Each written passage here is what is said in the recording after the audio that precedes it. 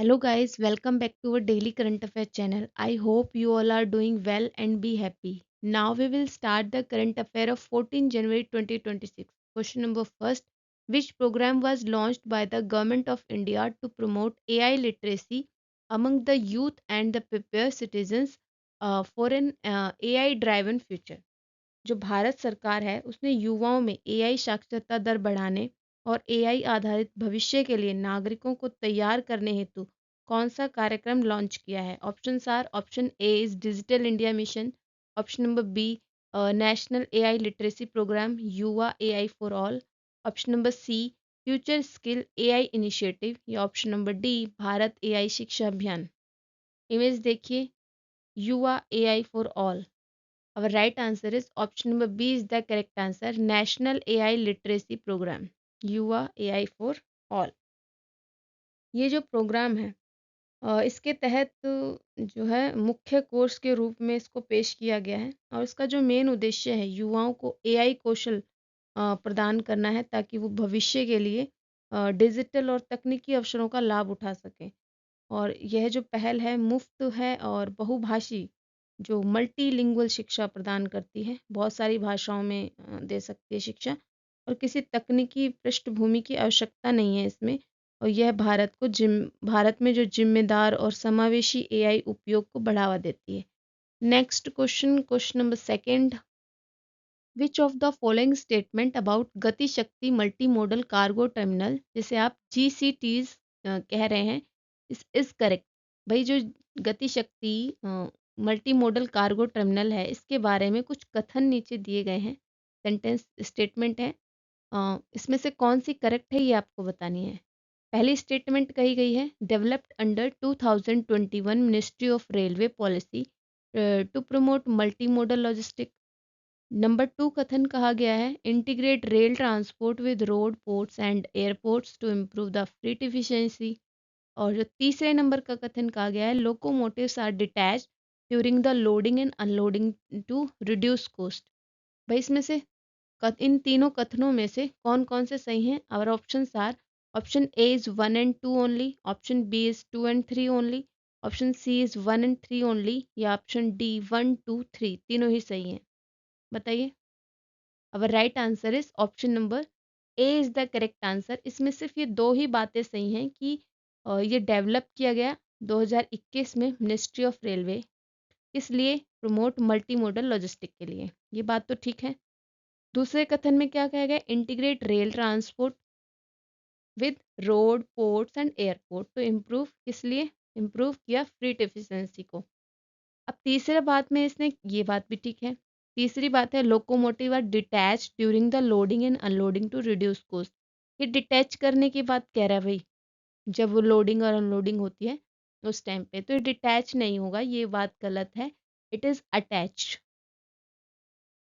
ठीक है, तो इसलिए ये जो थर्ड ऑप्शन है आपका गलत हो गया है। तो 1 and 2 is the correct answer. अब इसके बारे में देख लेते हैं एक बार। गति शक्ति जो कार्गो टर्मिनल है वो 2021 की नीति के तहत विकसित किए गए ताकि जो भारत की मल्टी मॉडल जो लॉजिस्टिक प्रणाली है वो मजबूत हो सके। और ये रेलवे के साथ सड़क, बंदरगाह और हवाई परिवहन को जोड़कर और माल के परिवहन को अधिक कुशल बना देते हैं। और जो इंजन ऑन लोड सिस्टम के तहत इंजन जो है हमेशा जुड़ा रहता है, ना कि डिटैच रहता है, अटैच रहेगा। तो ये तीसरा जो आपका जो स्टेटमेंट है ये यहाँ पर रॉन्ग हो जाता है। और इस तरह लॉजिस्टिक में जो है समय और लागत दोनों की बचत होती है। ठीक है, next question, question number 3: which organisation successfully flight tested a third generation man portable anti tank guided missile with fire and forget and top attack capability in January 2026? जो आपके जनवरी 2026 में fire and forget and top attack जो क्षमता वाली तीसरी पीढ़ी की man portable anti tank guided missile है उसका सफलता परीक्षण किसने किया है? Options are: option A is Indian Army, option B is Bharat Dynamic Limited, option C is Defence Research and Development Organisation, या option number D Hindustan Aeronautic Limited. Our right answer is option number C is the correct answer. ये काम DRDO के द्वारा किया गया है। ठीक है, DRDO ने जो है MPAT-GM, जिसे आप man portable anti tank guided missile कह रहे हैं, इसका सफलतापूर्वक परीक्षण किया है। इसमें फायर एंड फॉरगेट टेक्निक और इमेजिंग इंफ्रारेड सीकर है, और यह मिसाइल टॉप अटैक क्षमताओं वाली है और एक गतिशील लक्ष्यों को निशाना बनाने में भी सक्षम है। यह भारत की रक्षा उत्पादन क्षमता को मजबूत करता है और सेना में जो है वो शामिल होने की दिशा में महत्वपूर्ण कदम है। इससे होगा क्या, स्वदेशी रक्षा उपकरणों का विकास और आत्मनिर्भरता बढ़ जाएगी। ठीक है, next question, question number 4, which of the following is not an initiative of the ministry of education, government of India. भाई इसमें से कौन सा इनिशिएटिव जो नहीं है मिनिस्ट्री ऑफ एजुकेशन का? Options are, option A is Ullas, option B is PM e Vidya, option number C is Diksha, option number D is national skill development portal. Our right answer is option number D is the correct answer. National skill development portal ये ministry of education के अंतर्गत नहीं आता है। ठीक है, तो ये कौन सी मिनिस्ट्री के अंतर्गत आता है, अंडर विच मिनिस्ट्री? ये आता है ministry of skill development and entrepreneurship. Ministry of skill development and entrepreneurship. ठीक है, अब हम इनकी फुल फॉर्म भी देख लेते हैं। इसमें उल्लास की फुल फॉर्म क्या होती है?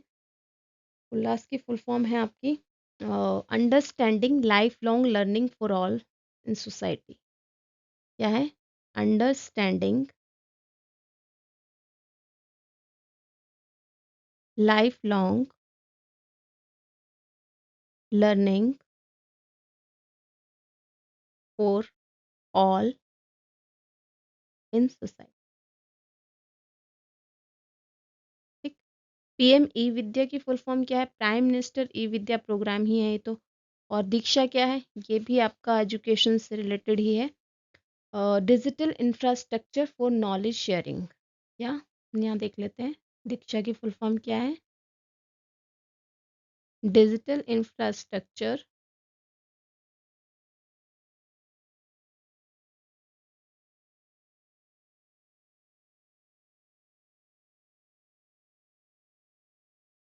For knowledge sharing. ठीक है, तो बाकी तीनों जो हैं वो आपकी एजुकेशन मिनिस्ट्री से रिलेटेड है। और अब उल्लास, पीएम ई विद्या और दीक्षा ये शिक्षा मंत्रालय के अंतर्गत आती हैं। और उल्लास जो है जीवन भर सीखने और वयस्क, मेन बात है यहाँ पर, ये किस के लिए फेमस है? एडल्ट एजुकेशन के लिए।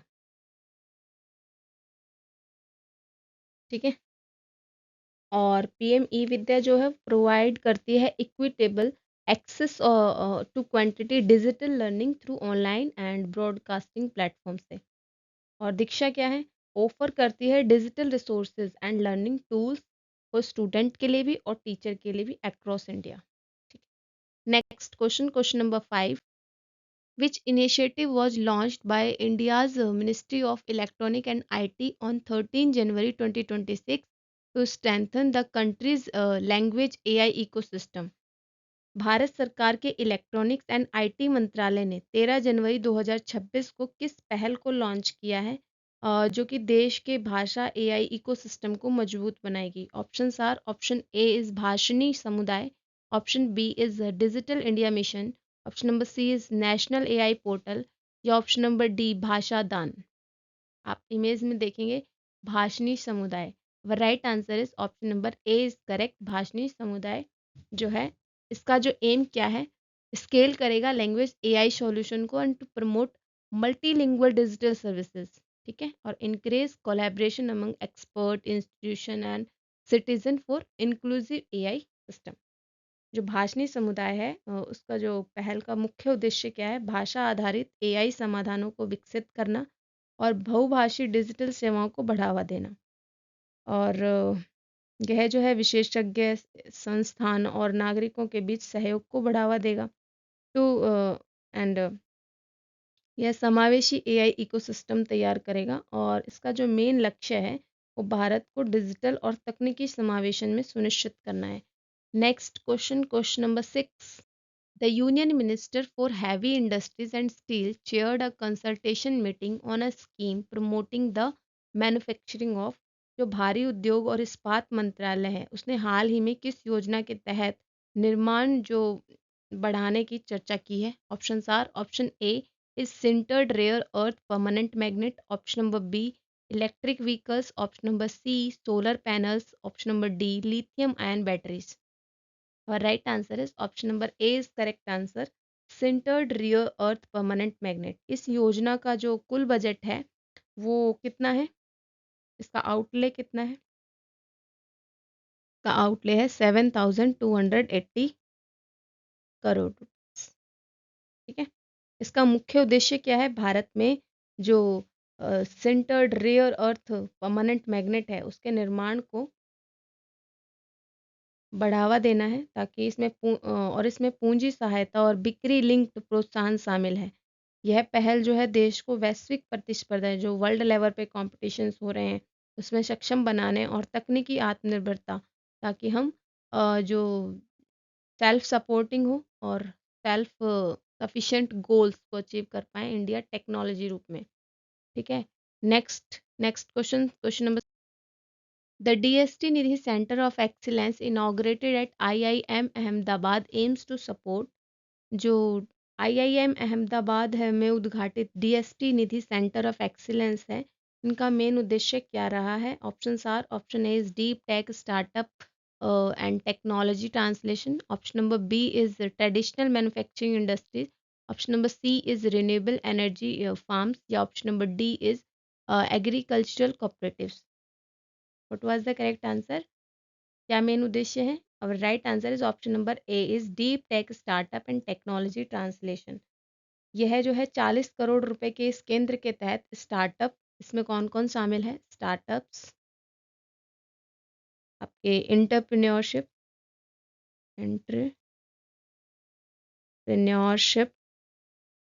और investors,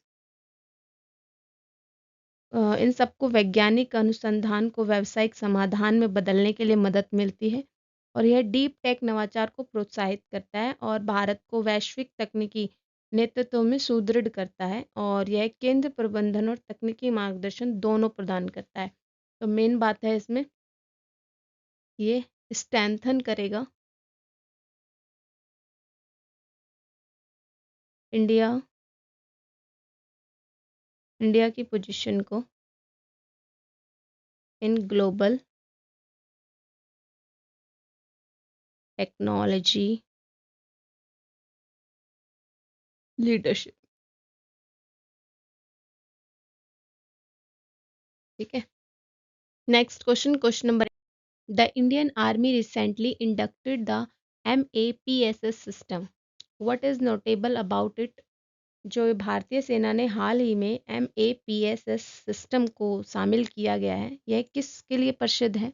options are, option A is solar powered surveillance drone, option number B is nuclear power submarine, option number C is hypersonic missile system, या option number D amphibious combat vehicle. Right answer is option number A is the correct answer, solar power surveillance drone है ये। ठीक है, ये MAPSS जो भारत का पहला सौर शक्ति वाला निगरानी ड्रोन है और जो IDX फ्रेमवर्क के तहत विकसित किया गया है और यह लंबी अवधि के लिए ISR और इंटेलिजेंस सर्विलेंस एंड रिकॉनिसेंस मिशनों पे मदद करता है और ड्रोन की जो है कम पहचान क्षमता और ऊर्जा दक्षता इसे रणनीतिक निगरानी के लिए आदर्श बनाती है और स्वदेशी रक्षा प्रौद्योगिकी को भी बढ़ावा देती है। Next question, question number 9। Which exercise did the Indian Army conduct in Maharashtra to enhance civil military coordination for disaster and security response?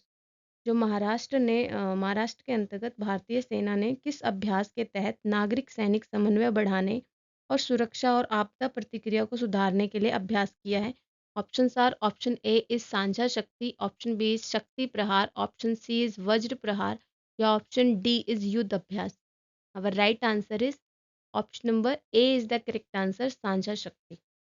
जो ये साझा शक्ति है अभ्यास, इसमें 350 से अधिक सैनिक और 16 नागरिक एजेंसी शामिल है। तो आपको ये याद रखना है कि 350 तो इसके पर्सोनल्स हैं, ठीक है, और 16 आपके सिविलियन एजेंसी हैं।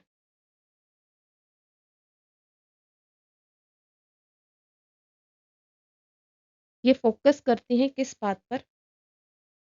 इनका जो मेन उद्देश्य है वो आपसी तालमेल, त्वरित आपदा प्रतिक्रिया, अचानक से कोई आपदा आ जाए उस पर कैसे प्रतिक्रियाएं दिखाएंगी, क्षेत्रीय सुरक्षा में सुधार करना। तीन चीज़ इसने बोला है। कोऑर्डिनेशन पे बात की गई है, डिसास्टर रैपिड, अगर डिसास्टर रिस्पॉन्स कैसे करेंगे ये, और रियर एरिया सिक्योरिटी पर बात करेंगे, ठीक है। और इसको सार्वजनिक सुरक्षा के महत्व से भूमिका निभाता है। तो मेन इसका फोकस किस चीज़ पर है? Focus on coordination, civil military operations.